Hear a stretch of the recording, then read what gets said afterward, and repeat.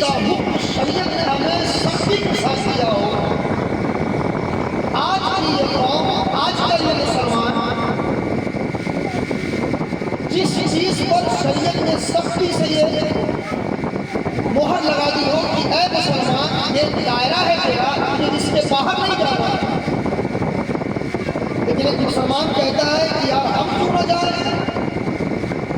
कौन है रोकने वाला। मजलिसें सजती है, उलमा आते हैं, बयान करते हैं, चले जाते हैं, लेकिन आज हमने शरीयत को अपने फिक्र के मुताबिक समझा है। आज हमने दीन को अपने ज़हन के हिसाब से समझने की कोशिश की है।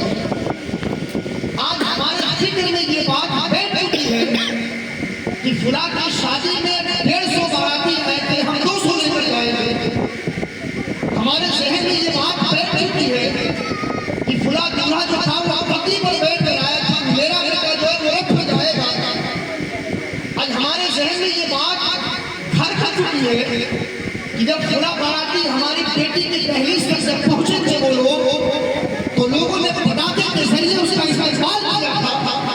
तो आज के मुसलमानों की फिक्र ये बन चुकी है कि जब फुला लोगों ने इस तरह अमल किया था, तो आज अल्लाह ने हमें उससे ज्यादा माल दौलत दिया है। आज हम उससे ज्यादा कम पर हिस्सा समझे।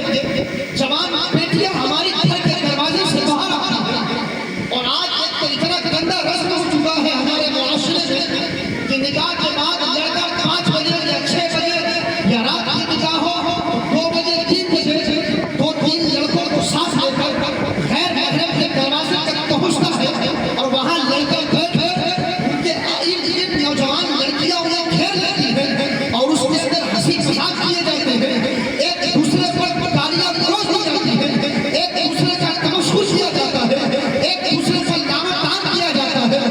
आप हमारा बताएं तो सही, जिस शरीयत ने इजाजत दी है आपको कि एक जवान बेटा है किसी गैर महरम के दरवाजे पर पहुंचा है, और उस गैर महरम के दरवाजे पर आने के बाद जवान बेटियां उनके साथ बदसलूकी करती है, उनके साथ गाली गलौज करती है, कोई इधर से हाथ पकड़ती है, कोई इधर से साड़ी लगाती है, कोई उधर से कुछ और फेंक के जाती है। क्या आप मुस्तफा के दीन की बस में जा कि आप हुजूर की शरीयत ना जाना, आओ देखो हमारे हुजूर ने अपनी उम्मत को क्या पैगाम दिया था, और आज हमारा तर्ज क्या है।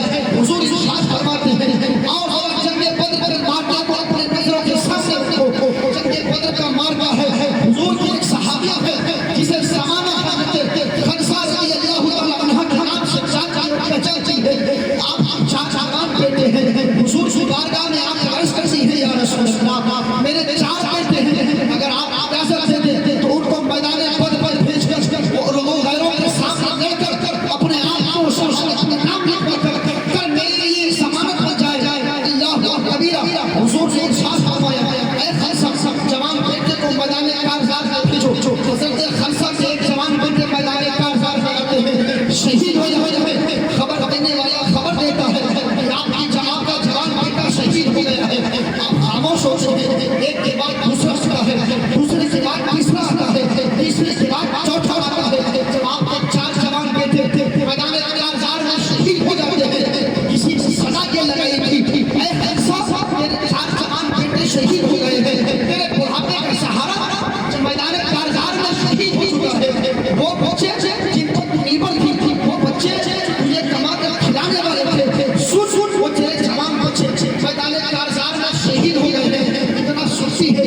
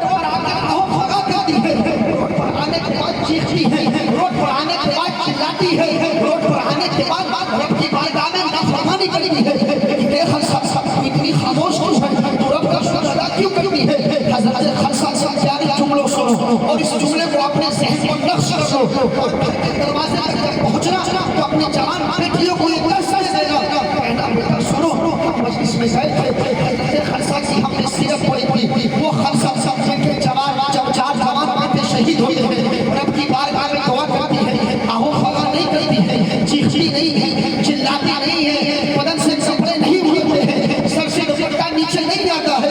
किसी ने पूछा था, ए खालसा, 4 जवान बेटे शहीद हो गए, तू रोती क्यों नहीं है, तू चीखती क्यों नहीं है, तू चिल्लाती क्यों नहीं है? हजरत खालसा का प्यारे जुमला सुनो। हजरत खालसा इरशाद फरमाती है, ए सवाल करने वाले सुन सुन, तू यूं कहता है कि मेरे 4 जवान बेटे शहीद हो गए, मैं रोती क्यों नहीं, मैं चिल्लाती क्यों नहीं?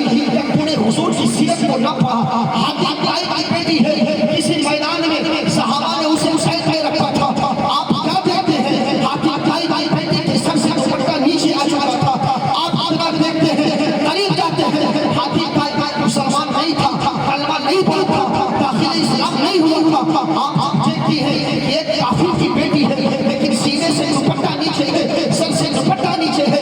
आप करीब जाते हैं और उसके सर से दुपट्टा रखते हैं। जब आपने दुपट्टा रखा तो वो हाथी ताई की बेटी कहती है, ऐ पैगंबर इस्लाम, ऐ मुहसिन इंसानियत, जरा बताएं तो सही, मैं तो आपका कलमा नहीं पढ़ती हूँ, आप नबी तो नहीं जानती, आपके खुदा की मैं परस्तिश तो नहीं करती हूँ, मेरा खुदा तो कोई और है।